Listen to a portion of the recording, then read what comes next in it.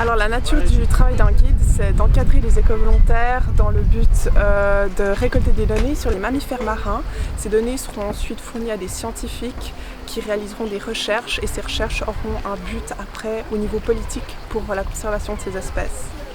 S'occuper de l'équipage, être au petit soin de tout le monde, je pense. Un peu sentir comment les gens se sentent, de quoi ils ont besoin. Est-ce qu'il y en a qui sont plus sensibles au mal de mer, à quel moment on les met, à quel moment on les fait travailler ou pas, à quel moment on les laisse se reposer, à quel moment tout l'équipage a juste besoin d'un moment plus calme avant de recommencer une journée un peu longue. Le guide a un rôle de lien entre les données qu'on récolte en mer et le travail des éco-volontaires qui est effectué à bord.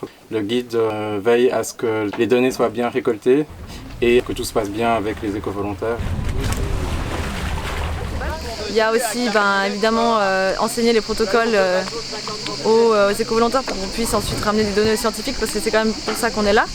Donc tu les briefes, tu réponds à toutes leurs questions tout le temps, tu es tout le temps avec eux au cas où il y a quelque chose à un moment où on voit un cétacé ou même quand il n'y a pas de cétacé, comme ça tu réponds à leurs questions et ils sont de plus en plus indépendants au fur et à mesure de la semaine.